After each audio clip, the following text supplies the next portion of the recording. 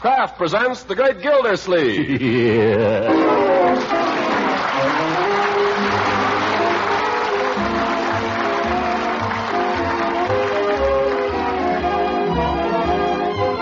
The Kraft Cheese Company will also bring you the Kraft Music Hall every Thursday night. Present each week at this time Harold Perry as The Great Gildersleeve, written by John Wheaton and Sam Moore. We'll hear from The Great Gildersleeve in just a moment. When it's baking time in the kitchen and those tempting smells of crusty brown bread and rolls start filtering through the house, just think how swell they'll taste. Fresh and piping hot with delicious Parquet margarine spread on them for the crowning touch of flavor. Yes, Parquet margarine has this delicate, satisfying flavor, a flavor that makes all your baking treats downright delicious eating. Parquet is a favorite spread for bread, hot toast, and rolls, for pancakes and waffles, too, in millions of American homes. It's a fine energy food as well, one of the very best you can serve a hard-working, hungry family. And there's one other important reason why so many mothers serve Parquet often. Every pound of Parquet margarine, winter and summer and all through the year, contains 9,000 units of important vitamin A. So for delicious flavor and nourishing goodness, serve Parquet often in your home. Tomorrow, ask your dealer for Parquet. That's Parkay.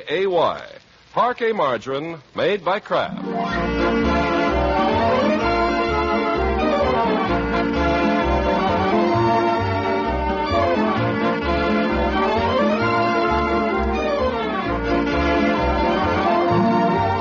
Now let's join the Great Gildersleeve. Last week, you remember, we found him remodeling his existence pretty drastically, hoping to make up for years of a wasted life by having breakfast every morning at 6:30.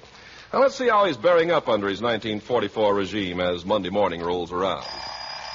Oh, it's dark. Cold. I'll shut that darn thing off. Just snooze a few minutes longer. And so the great man rolls over as who is not and catches another 40 winks. Half an hour later, he's still sound asleep.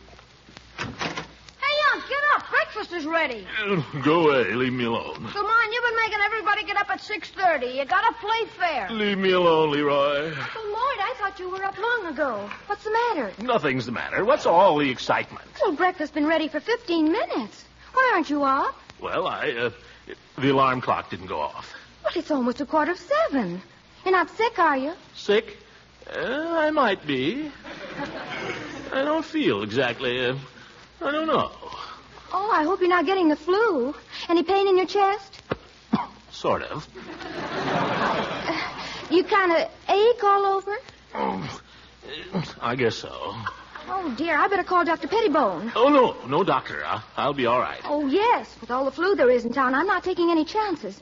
Leroy, get the thermometer, will you, while I call Dr. Pettibone? Sure. I haven't any fever. Now, never mind. Keep it in your mouth for 3 minutes and don't look at it. Big secret, eh? Here it is, Unc. I won't do it. Now, be brave.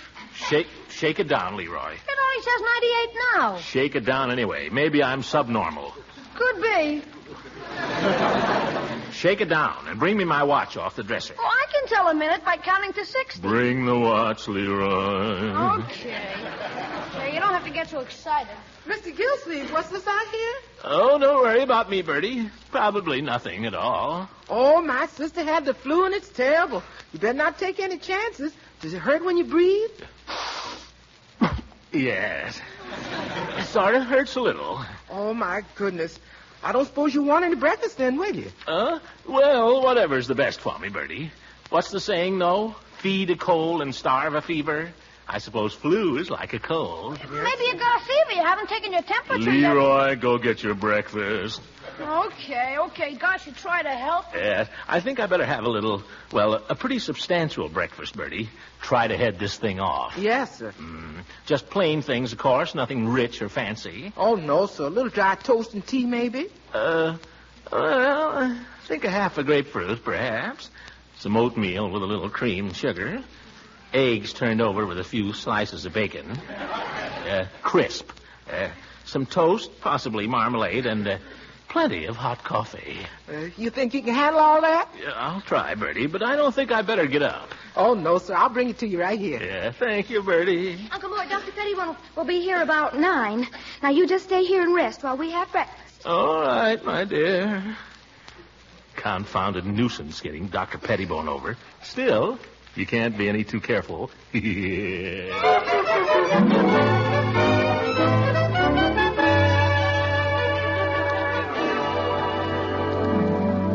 Throckmorton, do you feel strong enough to see a visitor? Oh, hello, Leela. I'll come in and sit down. Well, I don't think I better come very close. I'm scared to death of the flu. Oh, well, I don't know. It's the flu. That's just Marjorie's idea. I must say, you don't look a bit sick. Oh? You can't tell, Leela. These things sneak up on you.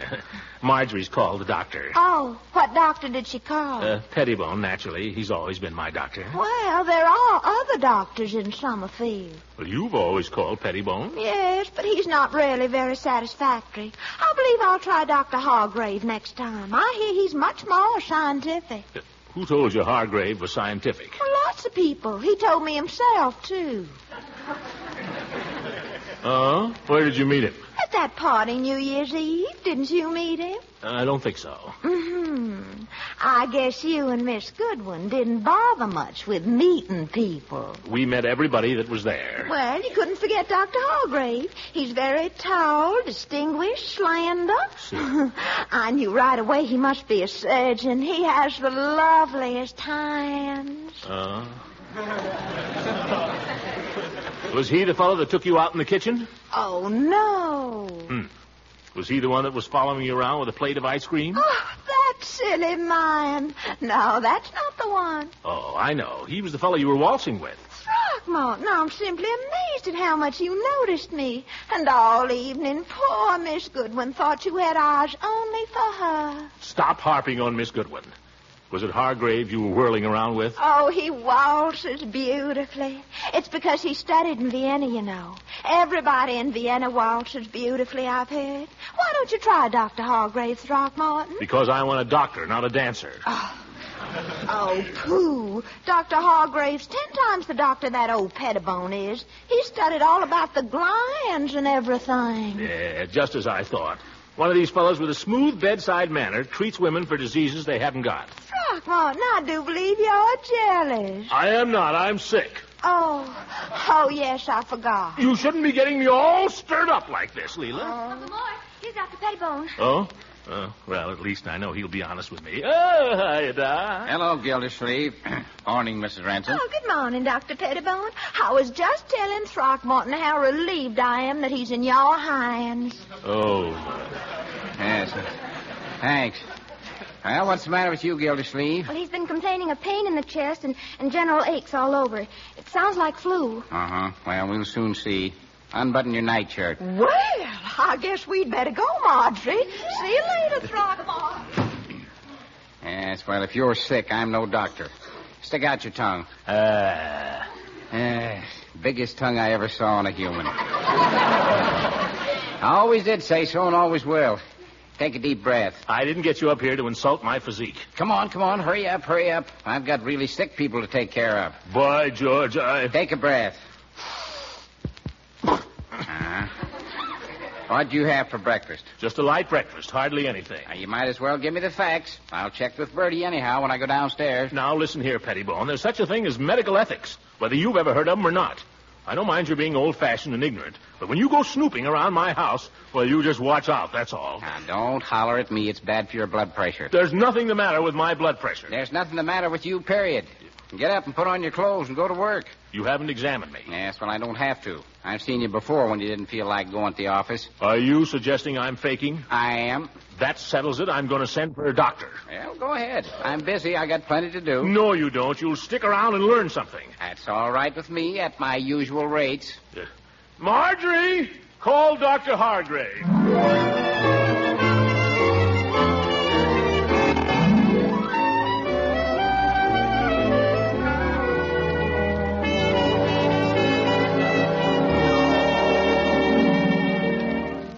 Wait a minute, Hargrave. What's that thing? This? Just a pharyngeal speculum. What are you going to do with it? Inspect the pharyngeal passages, look for signs of cystosis, chelamoid formations, that sort of thing. You agree it's a wise precaution, Dr. Pettibone? Very sensible, Dr. Hargrave. Will it hurt? No, just lie quiet. It won't take a moment.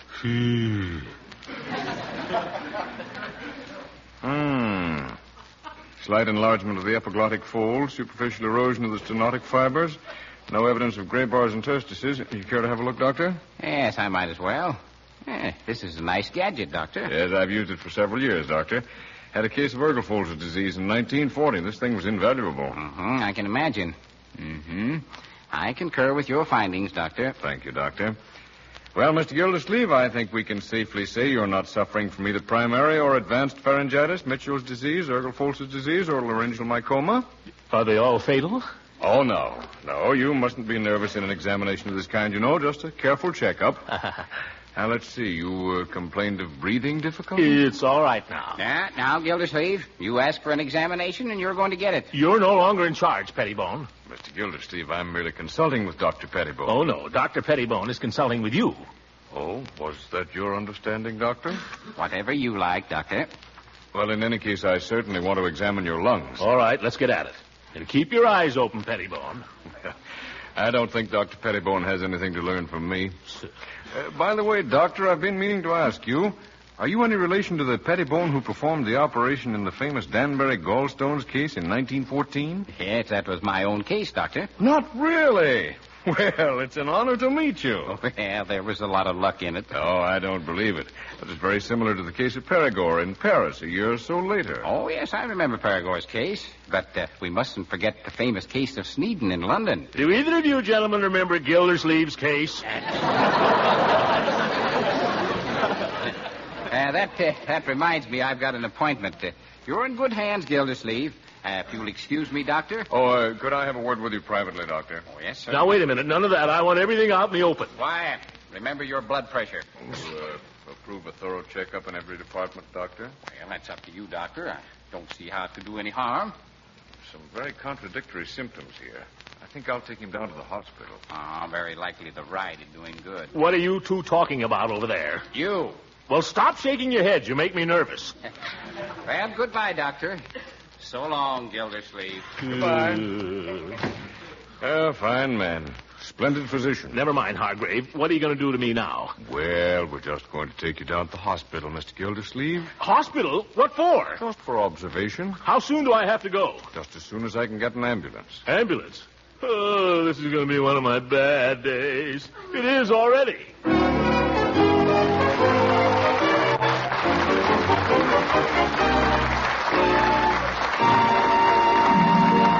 Greg Gildersleeve will be with us again in just a moment. In leafing through your favorite home magazines, undoubtedly you've noticed all the attention that homemaking authorities have been giving to margarine.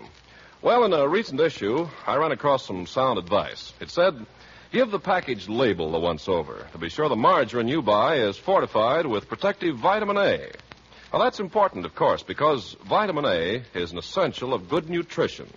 The Kraft Cheese Company, maker of Parquet margarine, was early to recognize this important fact. And ever since Parquet was first introduced, this delicious quality spread for bread has been fortified with vitamin A. In fact, every single pound of Parquet you buy today contains no less than 9,000 units of important vitamin A. On the Parquet label, too, you'll read that quality vegetable oil is the principal ingredient of Parquet margarine. It's this vegetable oil that makes Parquet one of the best energy foods you can serve. So when you buy margarine, be sure it's Parquet. P-A-R-K-A-Y. Parquet margarine, made by Kraft.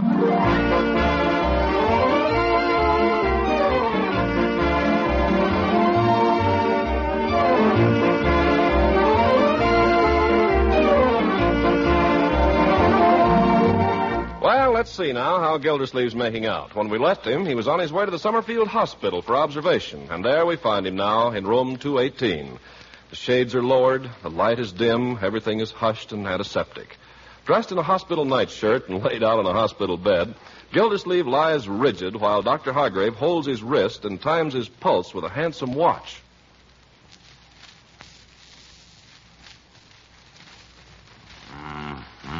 What is it, Doctor? Well, it doesn't mean anything necessarily. What are you going to do now? What are you writing? Just making a few notes here on your chart. What does it say? Can I see it? Oh, I hardly think you'd understand it.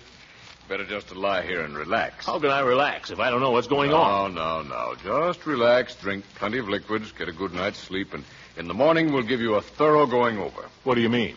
Well, we have certain tests, metabolism and so on. I've left full instructions. Doc, you're not going. Oh, I'll drop by again this evening. You're not going to leave me here alone with that old crab out in the hall. Miss Fosdick? I don't know her name. She came in here and took my clothes. Well, you have to make allowances these days. The floor nurses are badly overworked. Anyway, I've arranged for a special nurse for you. Do I need a special nurse? Well, I thought you might like one. She's no ordinary nurse. Yes, Miss Riley's handled a good many cases for me. She'll be coming on any minute now, so if you don't mind, I think I'll be running along. That's perfectly all right, Doctor. You go right I'll ahead. you again this evening, and in the meantime, don't worry. Don't worry. Not a bad fella. Wonder what he charges. Gosh, 3 visits already. Ambulance, $6 a day for the room, at least $8 for the nurse. Miss Riley, eh? Yeah, probably Irish. Blue eyes and black hair. Sure, a little bit of heaven fell from out the sky one day. Oh, nurse, I feel terrible. Well, I wonder what the doctor wrote on that little chart. Maybe I could just take a peek. Floor's cold. Where are my slippers? Oh, way under the bed. Get back in that bed. Oh! What are you doing under there? What are you doing in my room? I didn't ring for any nurse. Get back in that bed. Now, listen, I have a special nurse of my own coming, Miss Riley. I'm Riley.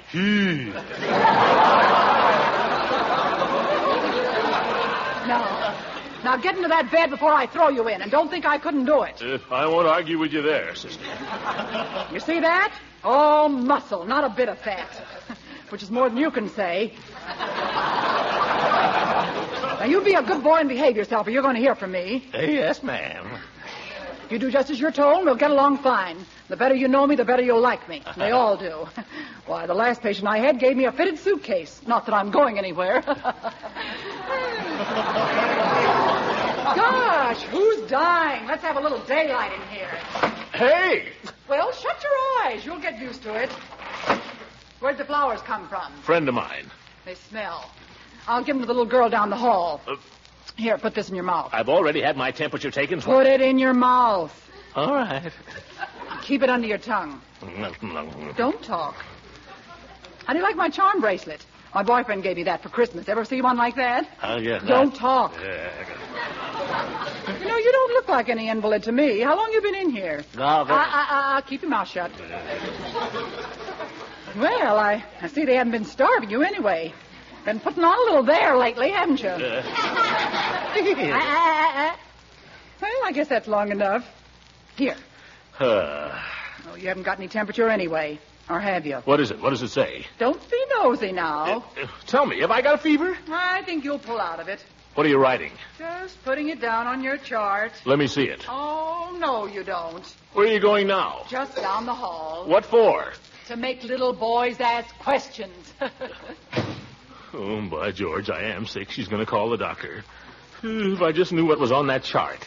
Well, one little peek wouldn't do any harm. And don't let me catch you getting out of bed. Oh!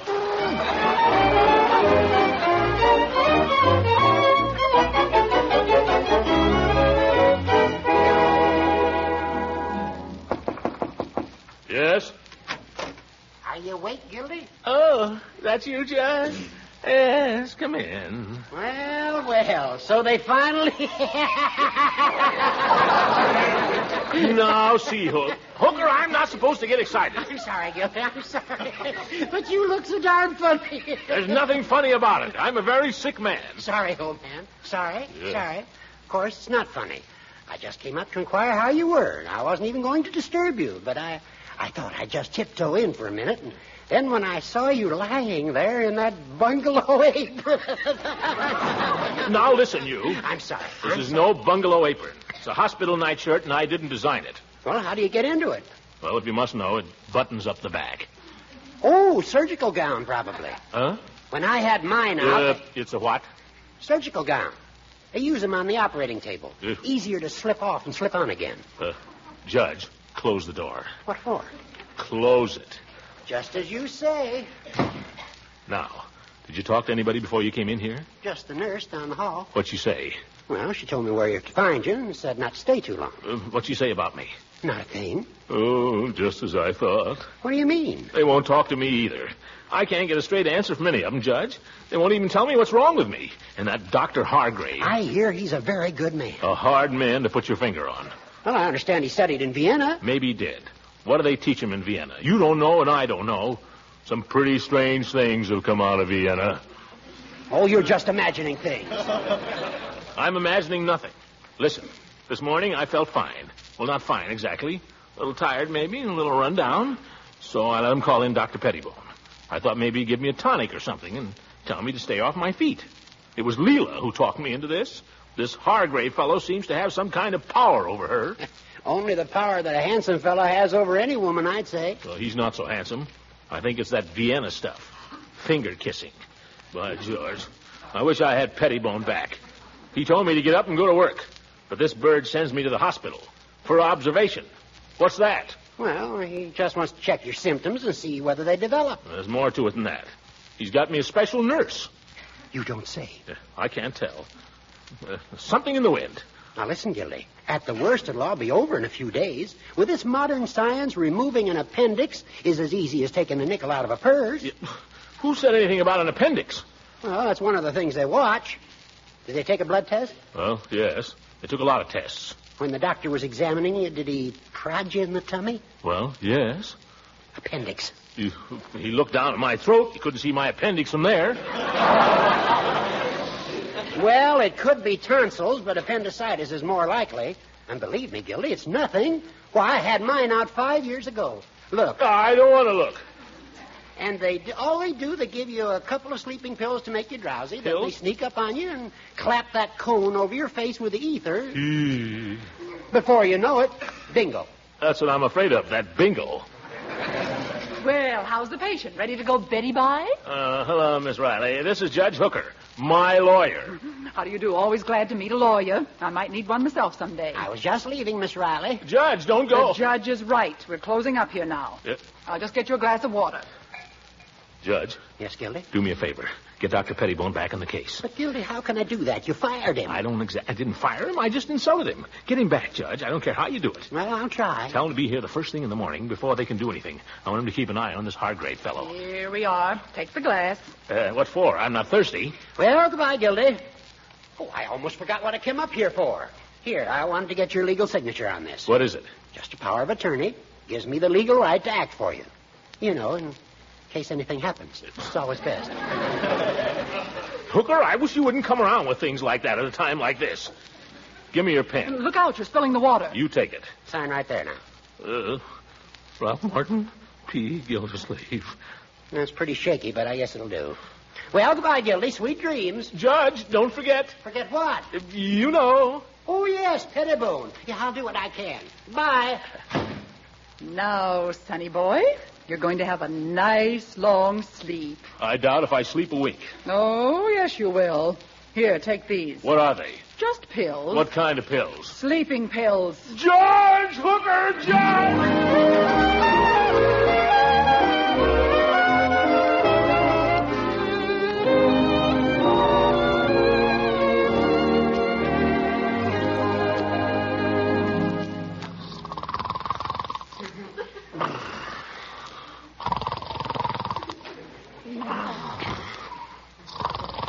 Come on, sonny boy, wake up.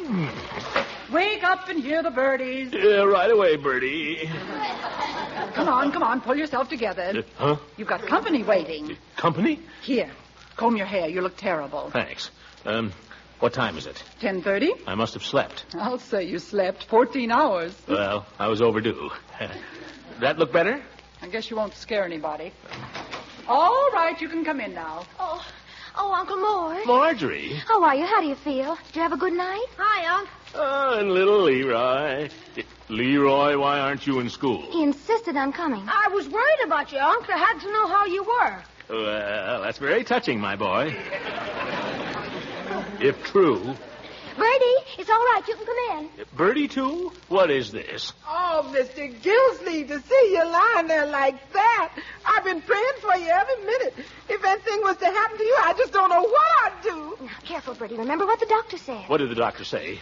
Nothing, Uncle Mort. Listen, what's this all about? What's everybody gathering here for? Who sent for you? Nobody. I don't believe it. I know. It's the crisis. You don't have to fool me. I can take it. Where's the doctor? Doctor! Now, calm down, Uncle Mort. Dr. Hargrave is right across the hall. He'll be in a minute. I know. They're coming for me with that thing. What thing? They sneak up and clap it over your face. Leroy, I've always been a good uncle to you, haven't I? Sure, you've been okay. You've been swell. You wouldn't keep anything from me now, would you? Not me. What did the doctor say, Leroy? What did he say? Didn't say a thing. You too. Bertie, have I ever spoken a harsh word to you? Have I ever complained about anything you did? Oh, no, Mr. Gilsleeve, you ain't. You the best man I ever worked for, and that's a fact. Bertie, be quiet. Now, here comes the doctor. Stand over here, Leroy. I don't want anybody to get behind me. Well, how are we feeling this morning? I feel fine, Doctor. Splendid. I wonder if I could ask you people to step outside for a few minutes. Oh, certainly. Is that necessary? Well, it's customary. Come on, Leroy. Come on, Bertie. Aren't you even going to say goodbye? Oh, you'll be seeing them again. Miss Riley, if you'll close that door, please. Yes, Doctor. What for? Now, wait a minute. Before you start doing anything, Dr. Pettibone was supposed to be coming down here. I said for him. I've already had the benefit of the doctor's excellent advice. You mean he's been here? We just conferred across the hall. Roll up your sleeve. Why? Please. Excellent diagnostician, Dr. Pettibone. Now, Miss Riley. Thank you. What's that? What are you rubbing on my arm? Just a little alcohol. Dr. Pettibone and I went over the records and results of the tests, and we found ourselves in complete agreement on every point. I'm happy to say that we can give you a clean bill of health, except for one thing. What's that? We failed to find any sign that you have ever been vaccinated. The needle, please, Miss Riley. Oh, no, you don't. Lie still. I'm on to that trick. Miss Riley. I got him, Doctor. Oh. Let me up. Lie still, you big baby. You want me to sit on you? Doctor. Doctor. Oh, please. All right. Let him go, Miss Riley. Really, old man, you ought to get hold of yourself. You want your nephew to hear you carrying on like that? I'm ashamed. I guess I lost my head there for a minute. Well, it's not uncommon. All right. Go ahead, Doc. I can take it. Why, it's all done. All done? You mean... It's all over. You're vaccinated. I'm... Marjorie! Leroy! Look, I'm vaccinated.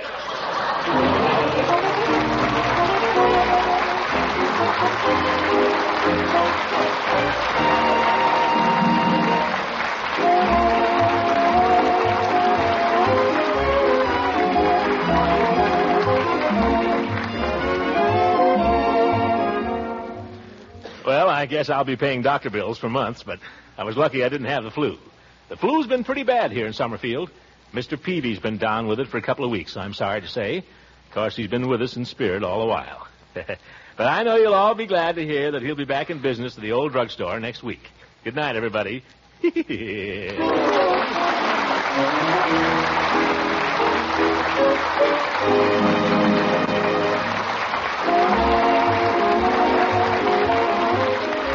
Music heard on this program was directed by Claude Sweet. This is Ken Carpenter speaking for the Kraft Cheese Company, inviting you to listen in again next week for the further adventures of the great Gildersleeve. This is the National Broadcasting Company.